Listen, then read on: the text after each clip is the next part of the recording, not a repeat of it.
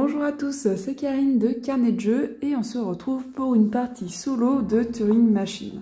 C'est un jeu très sympathique, un jeu de déduction par Scorpion Masqué, qui est créé par Johan Levé et Fabien Gridel. C'est un jeu qui a l'avantage d'être très rapide et jouable de 1 à 4 joueurs. Alors ça va pas détrôner mon chouchou Planète X, mais je dois bien avouer que le gros avantage de ce jeu c'est son accessibilité et la rapidité de ses parties. J'ai fait déjà quelques parties, j'ai fait de mémoire les 3 premiers et après j'ai fait le niveau 18 et je trouve ça assez simple. Donc à voir là, si ça se trouve cette partie je vais me faire avoir, mais pour le moment j'ai pas trouvé de difficulté. La difficulté que j'ai trouvée c'est qu'il y a certaines cartes qui sont notées complexes et pour le coup c'est beaucoup moins guidé que les autres cartes. De ce que j'ai compris, en fait, ça va vraiment être par déduction. En tout cas, moi, c'est ce que j'ai fait. Il y a beaucoup de mystères derrière ces cartes-là, et il faut essayer plusieurs combinaisons pour essayer de comprendre ce que la machine, donc ce que les cartes nous disent. Là, j'ai mis en place une version moyenne. Il me semble que c'est la 12. Oui, c'est ça. Donc le système, c'est qu'on a ces petites cartes perforées. Ça, ce système est vraiment super et ça fait un joli clin d'œil aux mathématiciens. Et du coup, on va pouvoir choisir plusieurs cartes perforées, une de chaque couleur, comme ceci. Donc là, par exemple, on a 124. On va prendre l'une des cartes qui correspond au problème au-dessus et on va vérifier si on a une croix ou un check pour dire que la solution est vérifiée. Donc pour ce problème-là, nous avons une première carte qui nous dit que la valeur jaune comparée à 4, donc on va essayer de trouver si le jaune est inférieur à 4, égal à 4 ou supérieur à 4. Ensuite, nous avons la deuxième carte qui nous demande de vérifier si le nombre de 3 qu'il y a dans le code.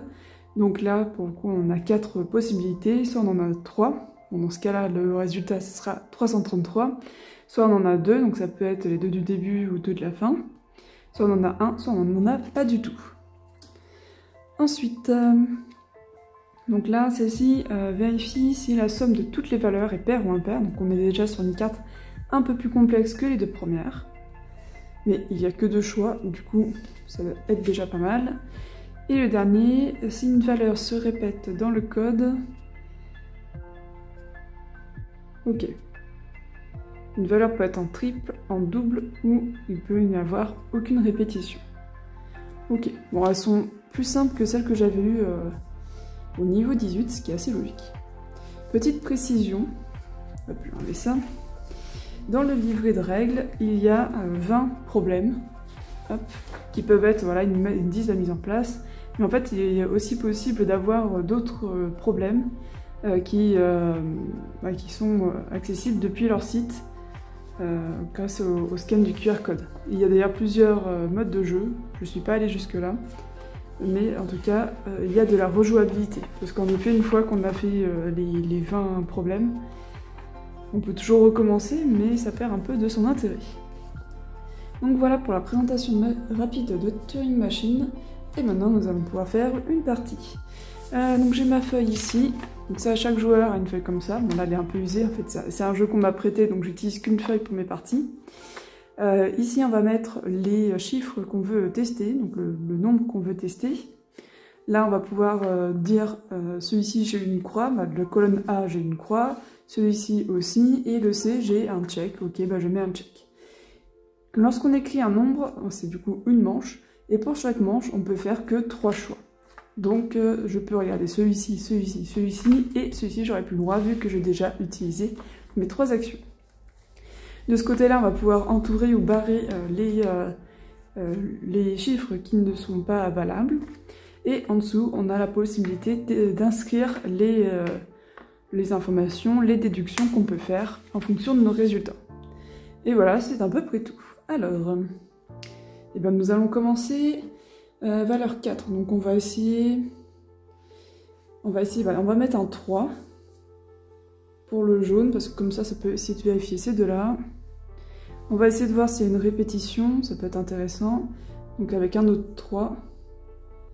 Et en fait, on peut faire 333, ça m'arrange pas trop, parce que ça va être assez rare, je pense, de tomber sur ce code-là. Pair, impair... Bon après, ça n'a pas vraiment d'importance pour le violet. On va essayer, on a 6 et ben on va mettre 2, comme ça on aura un résultat pair. Ok, donc 332, j'ai écrit là, alors je sais pas si ça se voit bien, comme j'ai écrit au crayon de papier.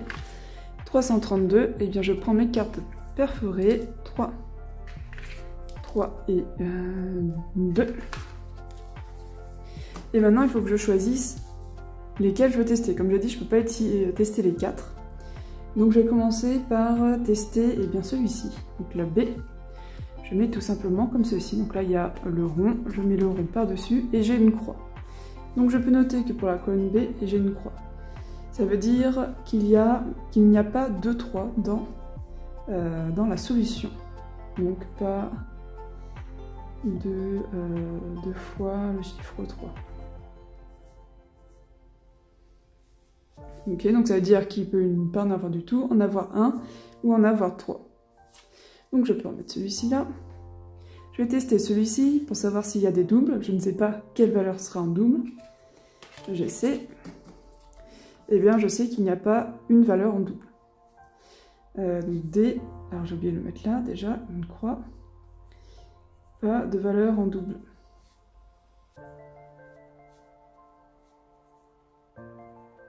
Ok, et je peux en tester un dernier, et pour le coup je vais tester le jaune, enfin la première.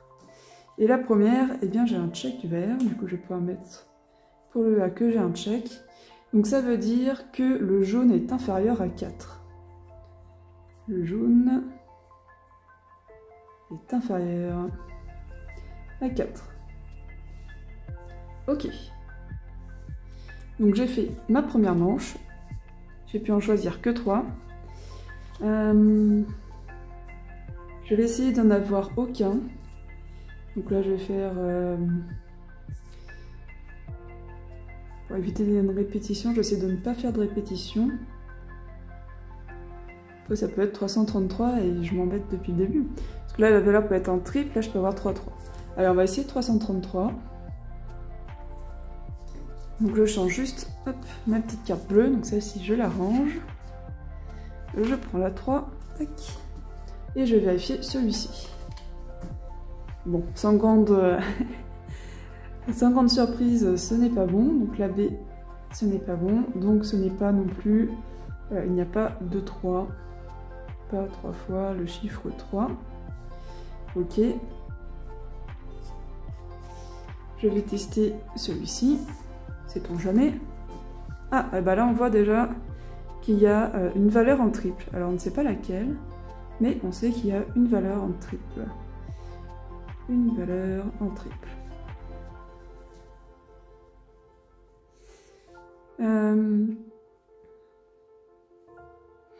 Donc déjà, le jaune est inférieur à 4. Hop, donc ça j'ai oublié, je pouvais le barrer. Donc on sait que ce ne sont pas des 3. Que ce ne sont pas des 4 et que ce ne sont pas des 5 avec ces deux informations. Donc le jaune est inférieur à 3 et il y a une valeur en triple. Donc forcément, tous les autres ne peuvent pas être... Ah non, c'est inférieur à 4, pardon. J'ai barré le 3 un peu vite.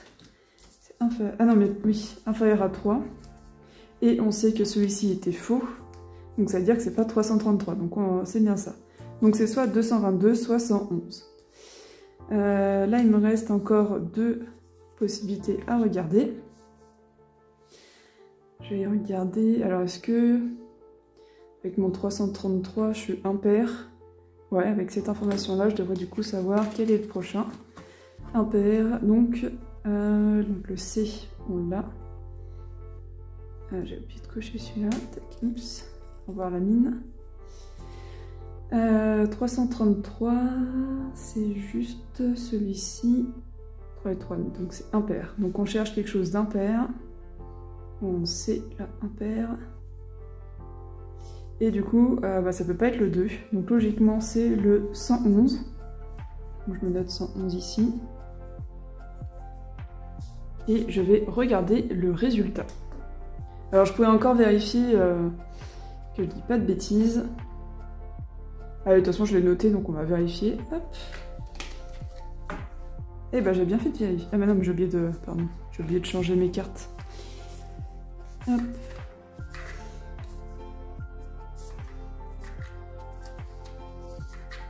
On va vérifier qu'on a eu une bonne déduction avec le 111. On le met par-dessus. Donc là, on est juste en B. Le B, on l'avait pas. Le A, donc le jaune, est bien inférieur à 1. Bon, on peut le vérifier, mais normalement, on devrait être bon. Celui-ci, on est impair, donc on devrait être bon. Et là, on a une valeur triple, on devrait être bon aussi. Donc, je ne vais pas regarder d'autres. Je vais directement regarder la solution. Donc, pour avoir la solution, on l'a sur la page des problèmes. Donc nous, on a fait le 12. Allez, on retourne les règles. Et le 12, c'est bien le 111. Donc voilà, on a réussi cette partie. Donc comme vous pouvez le voir, c'est pas très compliqué. À partir du moment où on est un peu méticuleux. Là, c'est un niveau intermédiaire. On peut le voir si je reprends les règles là. On a le niveau difficulté qui est en engrenage et le hasard avec un trèfle.